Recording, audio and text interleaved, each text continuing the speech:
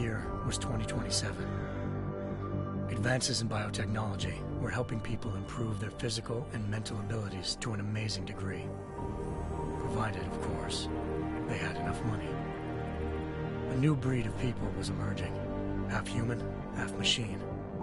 And in Detroit, at least, not everyone was happy to see it. I'd just landed a job as head of security at Sarif Industries, a cutting-edge biotech firm. David Sarif himself handpicked me for the job, said he needed me to keep his people safe. My ex, Megan Reed, was one of them. Brilliant neuroscientist, Megan had found a way to make augmentation safe and affordable for everyone. All she had to do was present her research to Congress. But the night before her big meeting, my security measures failed. A team of Black Op mercenaries stormed into Sarif headquarters, massacring everyone in sight. 3 of the mercs were heavily augmented walking tanks. Their mission? Take out Megan and her team. I tried to stop them, but their leader tossed me through a plate glass wall. Last thing I heard as his bullets slammed into my brain was Megan's dying scream. I should have died with her. Only I didn't. High-end military-grade enhancements saved my life. The best augmentation Sarif's money could buy. It took me half a year to get a feel for her. Should have taken longer. But 6 months into my recovery, Sarif Industries was attacked again. This time, by a radical group of pro-human purists. Violent, militant, and fanatically opposed to human augmentation.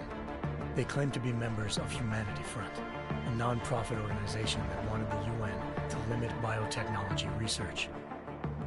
The thugs broke into Sarif's factory and found machinists working overtime on a top-secret military augment called the Typhoon.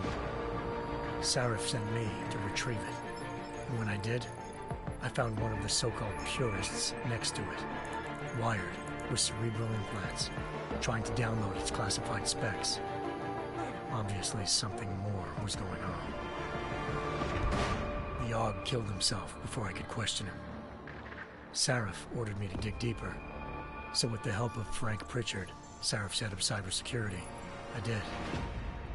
Turns out a second hacker had been controlling the AUG's actions from somewhere off-site. Pritchard and I tracked his signal to a secret FEMA internment camp in Detroit. The Black Op mercenaries were there. The same mercs who'd left me for dead 6 months before. Figured they'd try again when they saw me. It wasn't so easy for them this time. I took out the tank named Barrett, even got him to give me a new lead. A penthouse apartment in China. Of course, we both knew it would be a trap in the end.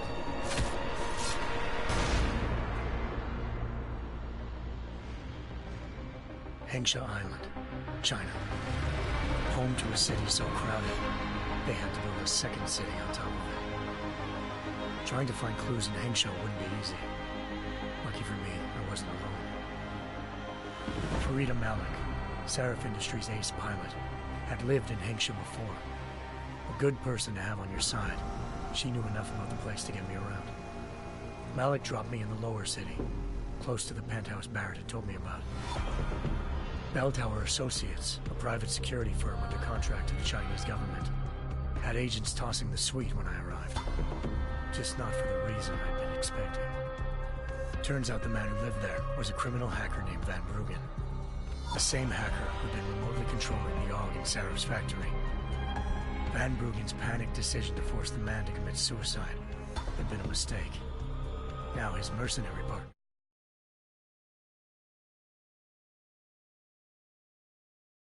Van Bruggen meant playing nice with the triads, Hengsha's organized crime lords.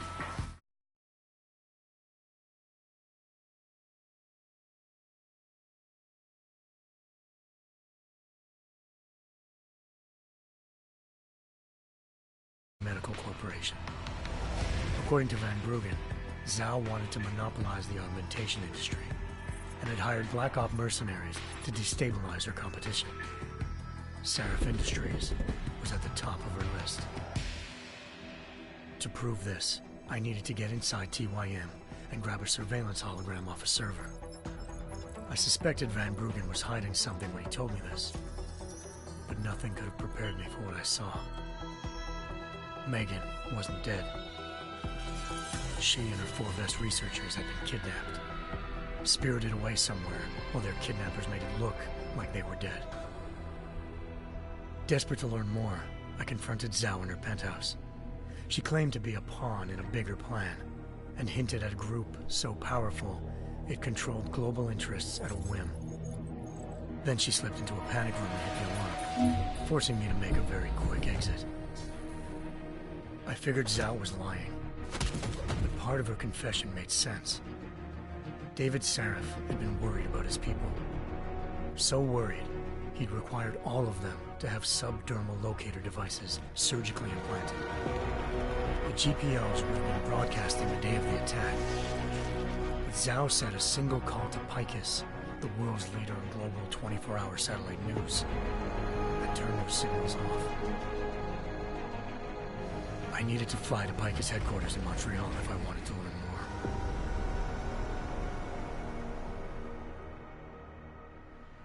Eliza Cassan, Picus Communications' First Lady of News. Malik thought I was reaching when I told her Eliza was involved in this. The world's most famous news anchor, working with a mercenary hit squad. But when I confronted Cassan in her office, she freely admitted to jamming Detroit's satellites the night Megan's team had been taken. Said she's just been following her commands.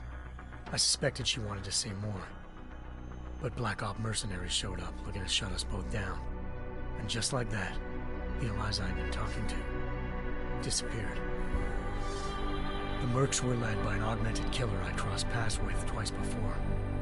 Fedorova, a woman who'd made silence her best friend. She waited for me to track Eliza's transmission to a secret server room underneath the Picus complex, then jumped me from behind. A deadly fight ensued. I made sure she never moved silently again. With Fedorova down, and no one left to keep Eliza quiet, she reappeared. Turns out Picus's First Lady of News wasn't a lady at all. She was a sophisticated AI program, engineered to monitor data streams and control what people believed. Eliza told me the Mercs had brought in a Humanity Front doctor named Isaiah Sandoval to remove the scientist's implanted tracking devices while Detroit's satellites were down. She also told me to speak to David Sarif if I wanted to learn more. By the time Malik and I got back to Detroit, tensions between normal and augmented citizens had reached a flashpoint. Riots were breaking out in several cities, and the UN was being urged to intervene. Sarif was trying hard to convince Hugh Darrow, the inventor-turned-philanthropist who'd once been a leading proponent of enhancement technologies, to help stop a possible regulatory vote. Sarif had a lot riding on Darrow. Megan's discovery would have given millions of people the chance to evolve beyond their normal human abilities, and at the same time catapulted Sarif Industries to the top of the Fortune 500. According to Sarif, Megan's kidnappers knew this, and didn't want people evolving unless they controlled how it was done. He called his enemies Illuminati, and urged me to keep searching. Determined to do so, I tracked down Sandoval via America's most outspoken augmentation opponent, Bill Taggart, Sandoval's boss and founder of Humanity Front. Sandoval admitted to operating on Megan's team when I confronted him, but said he hadn't removed their GPLs. He'd merely switched them to a different frequency. Pritchard was able to trace one of the signals to China. Malik and I immediately took off in pursuit. Unfortunately, the Illuminati were one step ahead.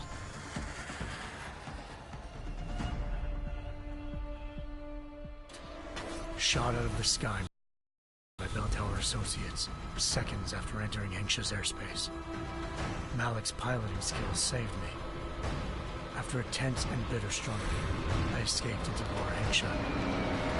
The tracking signal I was following led straight to the Triads, or more specifically, to the augmented arm of Tong Si-hung, leader of a gang of augmentation harvesters.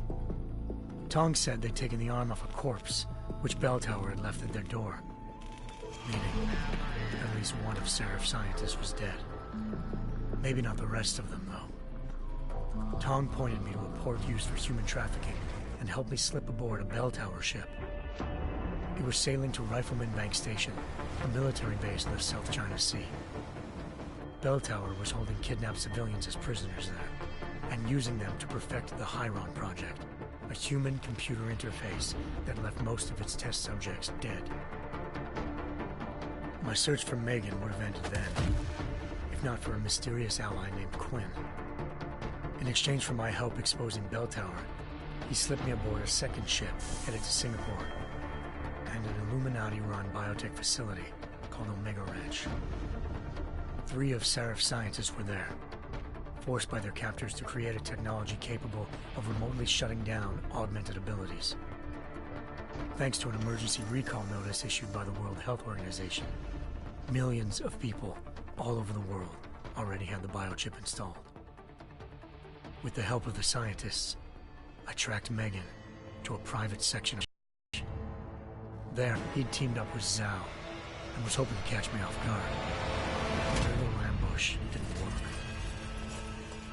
I found Megan in a suite belonging to Hugh Darrow, the billionaire philanthropist who Sarif had called on for help. Darrow had convinced her to go along with the biochip plan by promising to sabotage the tech. As she was explaining this, Darrow appeared in a global broadcast, telling the world that augmentations would be the death of mankind. Then he activated the biochips to prove his point. All over the world, augmented people flew into a killing frenzy. I knew the damage he'd done. Still, humanity's future remained unclear. How would the world react to this sabotage? Would people ever regain their faith in augmentations again? What would be the Illuminati's next move? Only time could give us the answers.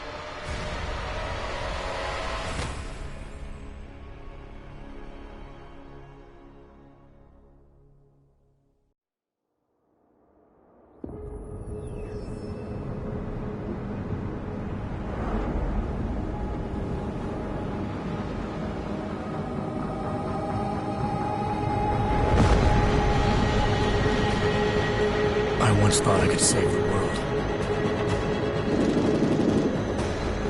Now look at it.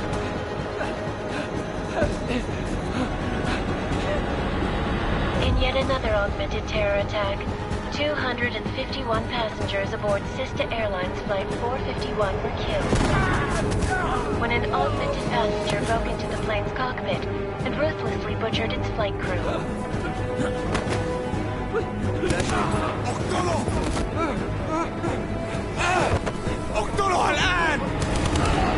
Details recovered from the black box recorder suggest that the man may have been suffering flashbacks to the AUG incident. That horrible day 2 years ago when augmented people all over the world flew into a psychotic killing spree, causing the greatest loss of life in recent history.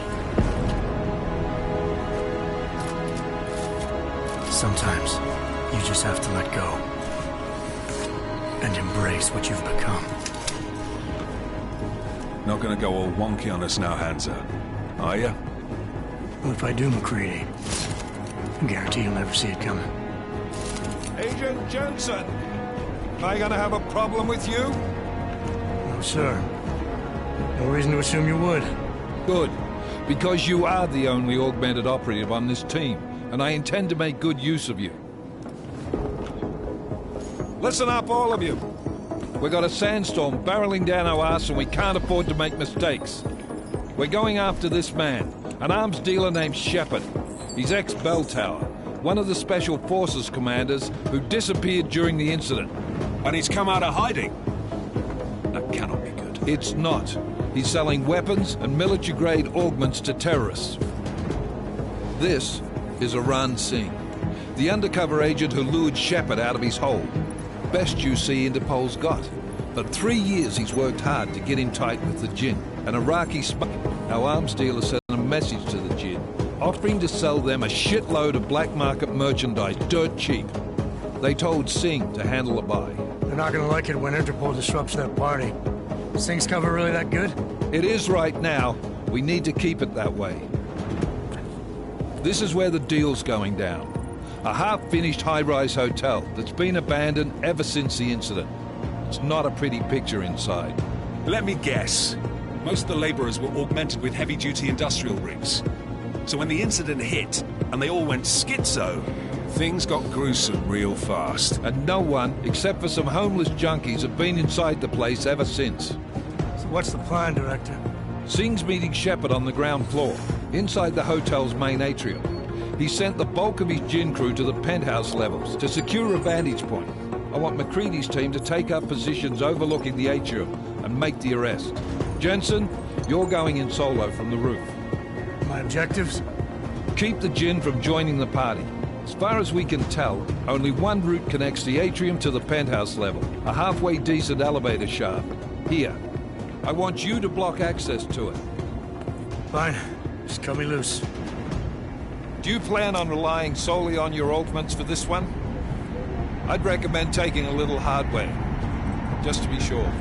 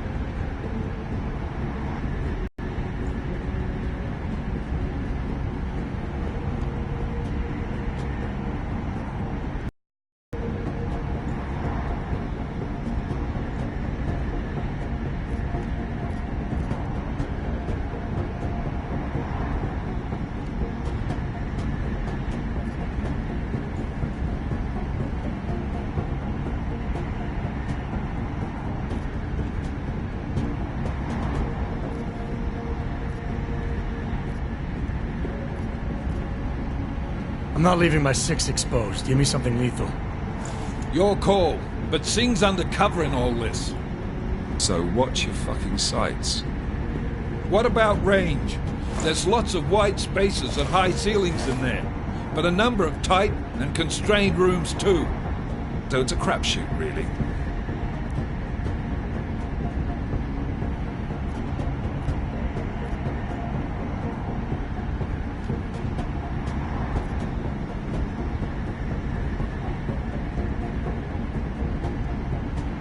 Never was one to play the odds.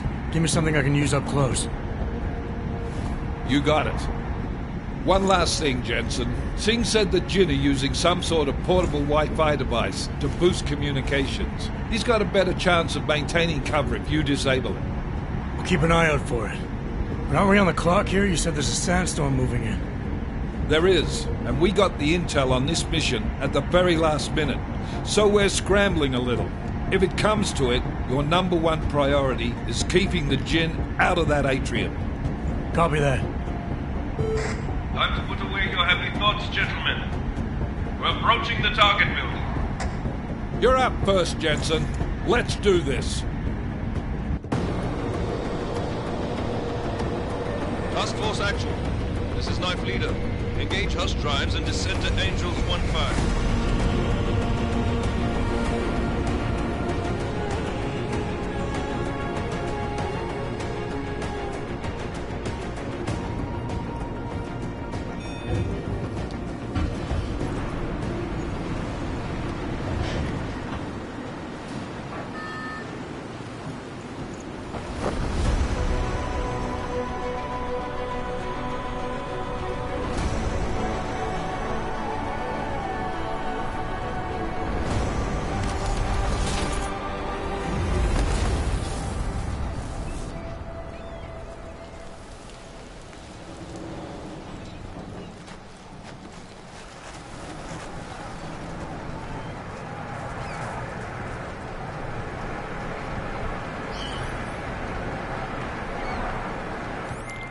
Team leader, this is Jensen. I'm on the roof. Solid copy. Move into the building.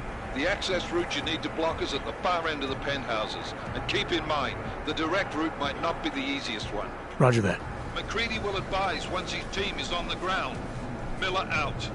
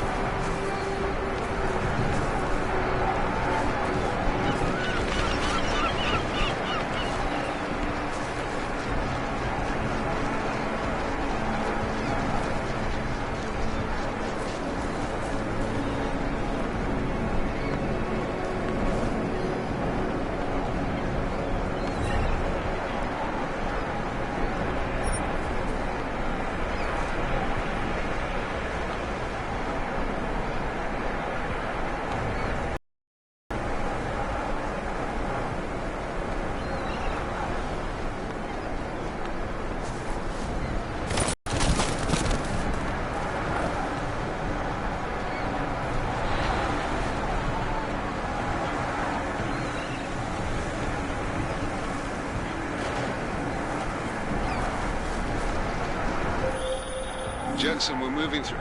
Oh, fuck! What's wrong? The Gen have got a few Jennies up and running. Gonna have to hack keypads. Should enjoy it, McCready. They have colors and shapes. Just remember, red means bad. Fuck you.